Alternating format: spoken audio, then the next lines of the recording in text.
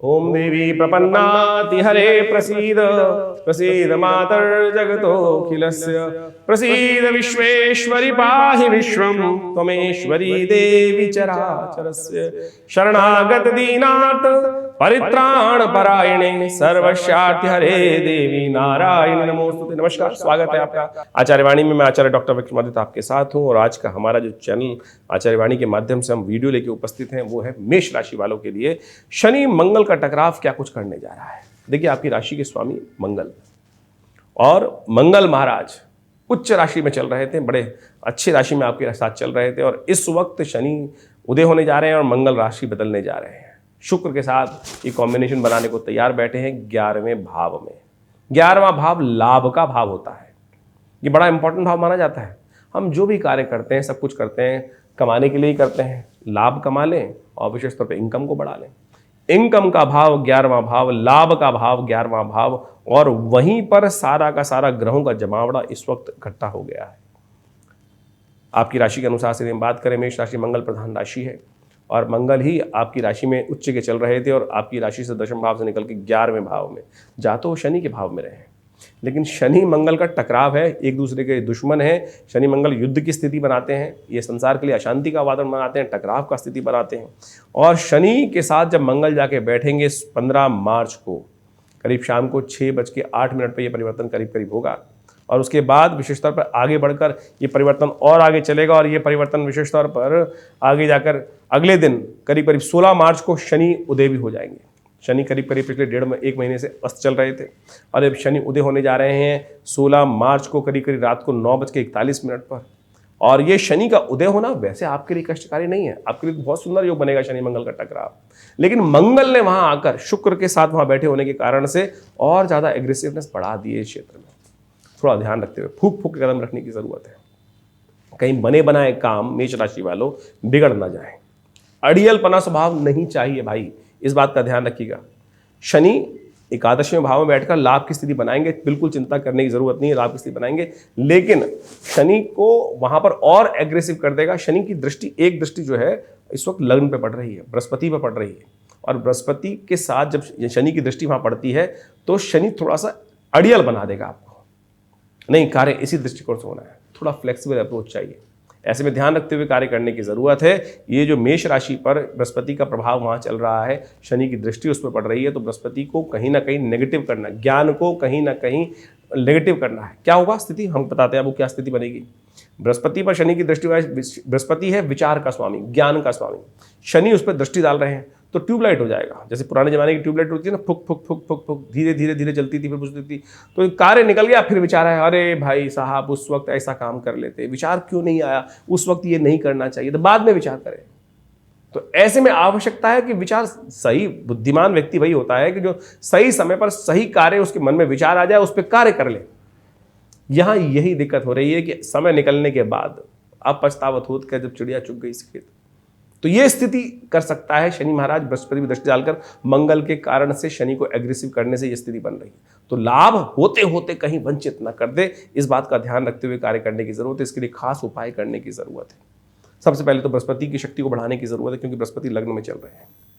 शनि के कारण से बृहस्पति की दृष्टि जो पड़ गई है, बृहस्पति पर शनि की दृष्टि पड़ रही है। शनि वैसे ही एग्रेसिव थे, अपनी शक्ति संपन्न थे, मंगल ने आके और ज़्यादा उनको एग्रेसिव कर दिया। तो ऐसे में बृहस्पति का प्रभाव जो नेगेटिव हो रहा है, शून्य हो रहा है, कम हो रहा है, उसको ठीक करने के लिए केसर का उपयोग नित्यप्रति, दुर्गा जी की पूजा नित्यप्रति, भगवान को पीले पुष्प चढ़ाएं, पीले वस्त्र धारण करें, यह आपके लिए बहुत ज़रूरी है। पीले रंग का एक रुमाल रख लीजिए अपने साथ। और साथ साथ शनि को ये जो टकराव की स्थिति, देखिए भारत में तो इस वक्त विशेष तौर पर इलेक्शन का दौर चल रहा है, कहीं ना कहीं अशांति का वातावरण बनने के पूरे ग्रह योग दिखाई देते हैं। यदि हम आमतौर पर ज्योतिष के योगों को हम समझने का प्रयास किससे करते हैं, पूर्व में जो घटनाएं घटी हैं, ये शनि मंगल का टकराव 2 वर्षों में एक बार होता ही है। ऐसे में अगर आप देखने का प्रयास करें, जन्मपत्री को गोचर के दृष्टिकोण से ग्रहों की स्थिति को देखने का प्रयास करें, तो जब भी शनि मंगल का टकराव होता है वो अशांति, युद्ध, टकराव की स्थिति उत्पन्न करता है, दुर्घटनाओं को ज़्यादा बढ़ाता ही बढ़ाता है। तो ऐसे में सब वाहन सावधानी के साथ चलाएं, जल्दीबाजी ना करें, घर में शांति के साथ रहें, परिवार में अननेसेसरी क्लैश ना पड़े, हर चीज़ में अड़े नहीं, शांति। बच्चों के लिए खासतौर पर सावधानी मारो।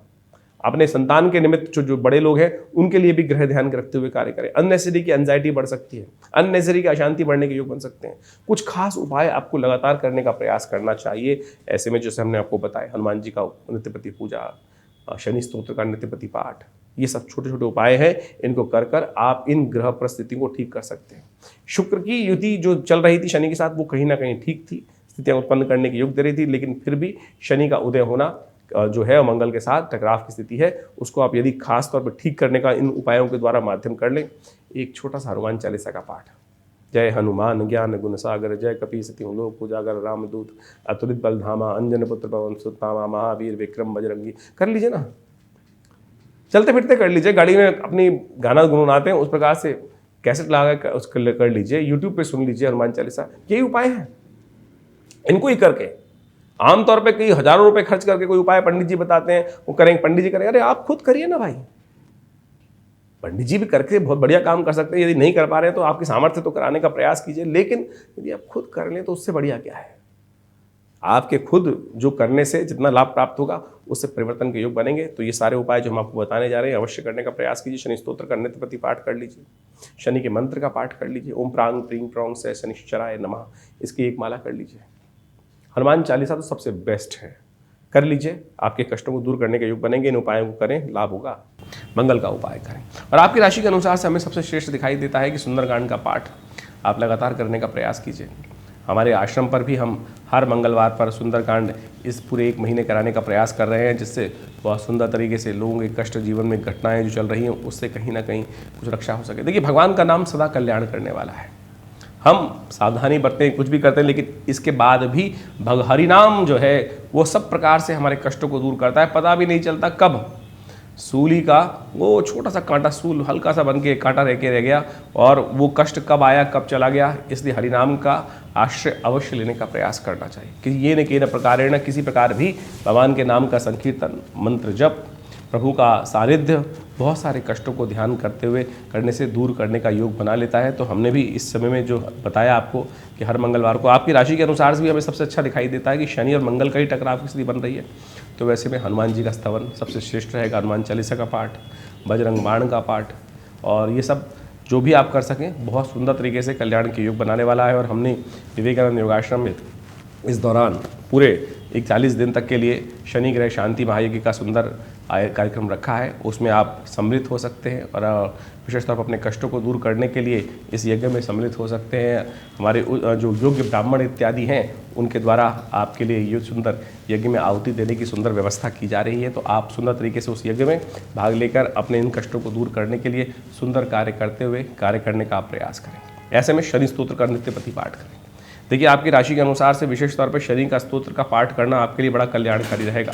शनि स्तोत्र इस प्रकार से है, ओम नमः कृष्णाय नीलाय शितिकंठ निभाय च, नमः कालाग्नि रूपाय कृतांताय च वै नमः, नमो निर्मांस देहाय दीर्घमश्रु जटाय च, नमो विशाल नेत्राय शुष्कोधर भयाकृते, नमः पुष्कल गात्राय स्थूल रोमणीय वै नमः, नमो दीर्घाय शुष्काय कालम दृष्ट नमोस्तुते, नमस्ते कोटराक्षाय दुर्निरीक्षाय वै नमः, नमो घोराय रुद्राय भीषणाय कपालिने, नमस्ते सर्वभक्षाय बलिमुख नमोस्तुते, सूर्यपुत्र नमस्ते अस्तु भास्करे भयदाय च, अधोदृष्टे नमस्ते अस्तु संवर्तक नमोस्तुते, नमो मंदगते तुभ्यम निरस्त्रंशाय नमोस्तुते। इस प्रकार से यदि आप शनि स्तोत्र का नित्यपति पाठ करें तो आपके जीवन के कष्ट अद्भुत रूप से, ये कहा जाता है दशरथ कृत शनि स्तोत्र है ये। महाराज दशरथ जब देवासुर संग्राम में जा रहे थे युद्ध करने के लिए, तो रास्ते में शनि के दर्शन हुए। तो शनि महाराज के दर्शन करते हुए उन्होंने इस स्तोत्र का पाठ किया। इस स्तोत्र का पाठ इतना अद्भुत है कि शनि महाराज ने स्वयं महाराज दशरथ को आशीर्वाद दिया था कि आज से जो भी इस स्तोत्र से मेरा स्तवन करेगा उन पर शनि कभी भी अपना जो प्रभाव है नेगेटिव प्रभाव नहीं डालेंगे। तो आप भी इस समय में इसको विशेष तौर पर करने का प्रयास करें। और साथ साथ मंगल शनि की युति है तो हनुमान चालीसा का पाठ करें, हनुमान जी को चोला चढ़ाने का प्रयास करें। हर मंगलवार, हर शनिवार, जब तक ये 40 दिन का योग बना हुआ है, यदि आप ये सानिध्य हनुमान जी का लेंगे तो आपके जीवन के कष्ट दूर होने के अद्भुत योग बनेंगे। तो इस प्रकार से इन छोटे छोटे उपायों को जीवन में करने का प्रयास करें। हमारा ये चैनल विशेष तौर पर आपके लिए हमने सुंदर व्यवस्था करके बनाया है। विभिन्न ग्रहों के योगा योग के अनुसार से आपकी राशि में जो परिवर्तन होते हैं समय समय पर उसके संबंध में आपको अवगत कराने का प्रयास करते हैं। और विभिन्न योग के क्षेत्र में, पराविद्याओं के क्षेत्र में, अध्यात्म के क्षेत्र में ये आश्रम पिछले करीब 50-60 सालों से कार्य कर रहा है। विवेकानंद योग आश्रम, हमारे पिता आचार्य श्री कृष्णदेव जी महाराज के सानिध्य में ये सुंदर कार्यक्रम चलता है और आज भी आश्रम में नित्य 8 घंटे यज्ञ किया। भारतीय संस्कृति यज्ञ प्रधान संस्कृति है। यहाँ नित्य हमारे आश्रम पे 8 घंटे करीब नित्य आज भी यज्ञ किया जाता है। आप भी उस यज्ञ में सम्मिलित होने के लिए आइए। विवेकानंद योग आश्रम में हर रविवार को बड़ा कार्यक्रम रहता है। सुबह 8 बजे से लेकर 10 बजे तक आप समस्त विधियों को जानकर, समस्त व्यवस्थाओं को जानकर, फ़ोन नंबर्स दिए हुए हैं उन पर संपर्क साध कर आश्रम से संपर्क साध सकते हैं। और हमने आपके ग्रहों योग को समझाया गोचर के दृष्टिकोण से, लेकिन इसके साथ साथ आपको भी समझ लेना चाहिए कि आपकी राशि में कौन से ग्रह योग चल रहे हैं, आपकी जन्मपत्री में कौन से ग्रह योग चल रहे हैं, और उसके लिए भी अपनी जन्मपत्री की विवेचना कराने के लिए हमारे आश्रम से संपर्क साध सकते हैं। फ़ोन नंबर्स दिए गए हैं। धन्यवाद, नमस्कार।